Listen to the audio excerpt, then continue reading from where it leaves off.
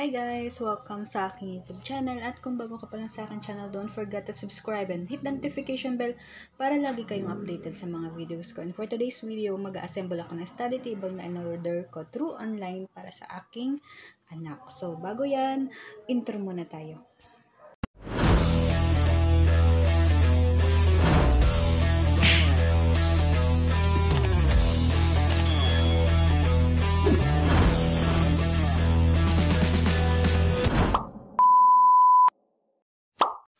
So, ito siya guys. Bali, ito lang yung meron siya. Yan, picture na yan. Wala siyang manual. Hindi ko alam, siguro fault na seller o ano. Pero okay naman siya, maganda naman siya. Bali, so ang ginawa ko, pinaghiwalay ko na lang. Ito yung sa table. Tapos ito yung sa chair. Table and chairs kasi yan. Tapos meron siyang mga ganito. May libre na siyang ganito. Tapos ito yung mga screw. Ito, kung lagayan niya tato ng pencil. Tapos meron siyang mic stands. Ayan. Microphone stand. Nandito siya sa loob.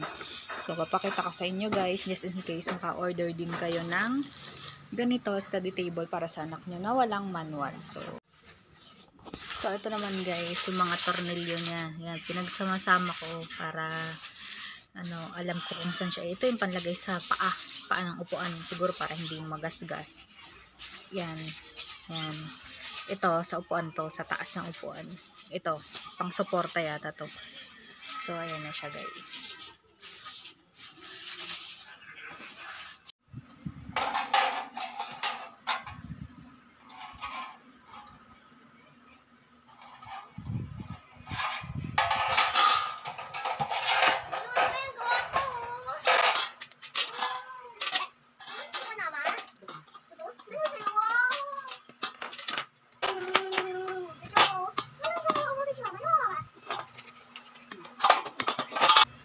So, ito guys, ito yung screw para sa mga may kahoy.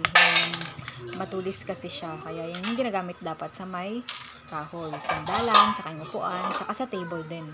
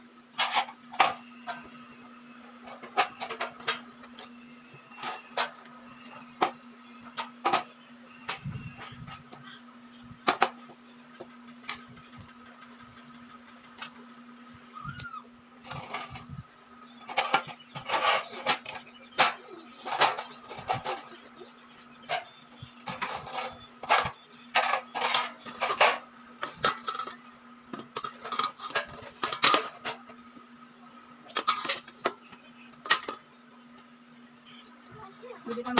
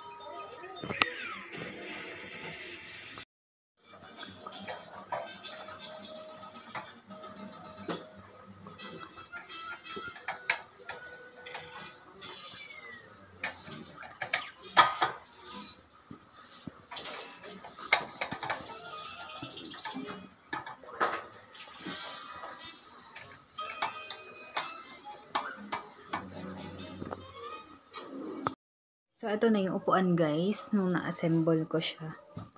Bale, natagalan ako dito kasi una hindi ko to nailagay. Hindi ko to nailagay, so tinanggal ko pa siya. So, bale, ayan na siya. Ilalagay mo pala muna to bago mo ilagay yung itong screw. Bago mo ilagay yung screw, ilalagay mo muna to, itong pang support dito kasi ganito siya, ganyan ang itsura niya. So, meron siyang support. Tapos, ito na yun sa paa niya. Tapos, ito siya. Ayan.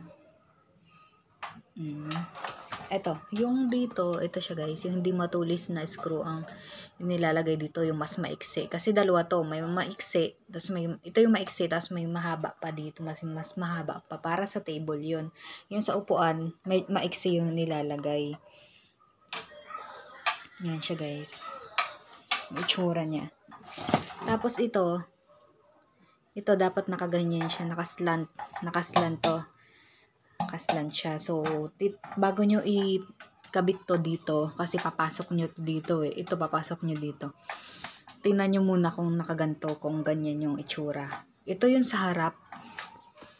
Ito yung sa harap. Yan, ganyan siya. Yan yung sa harap. Nakaganyan ang itsura niya. So, dapat ito nandito. Noong una, nalagay ko siya dito. Parang nabaliktad. Ito nandito. So, inulit-ulit ko pa siya. Mahirap pag walang maayos na manual. Mahirap magkabit ng ganito. Ayun lang guys. So, ito yung upuan. Ayan.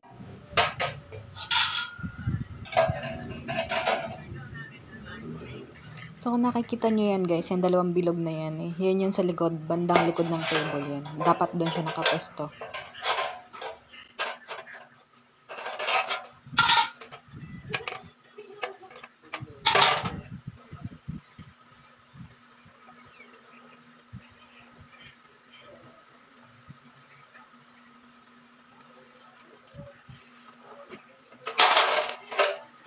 Bila ka ba sa akin screwdriver?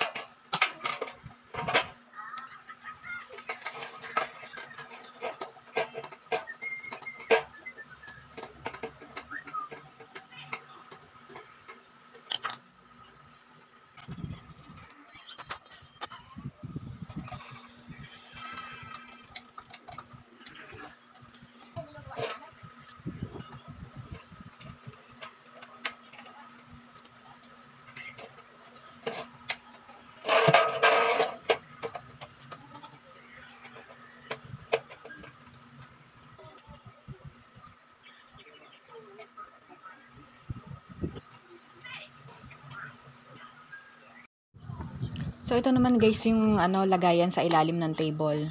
Bago nyo ikabit yung pinaka main table niya sa ibabaw, ilalagay nyo muna to sa ilalim. So, make sure na maikabit nyo siya ng maayos kasi medyo nakakalito. So, ang gawin nyo, i-forma nyo muna siya bilang parang square or rectangle. Tapos, isukat-sukat nyo muna kung saan talaga siya nakalagay. Kasi, ang hirap magtanggal-tanggal. Tapos, tanggal ng screw, tapos balik mo na naman. So, mas maganda na try nyo na muna na isukat siya.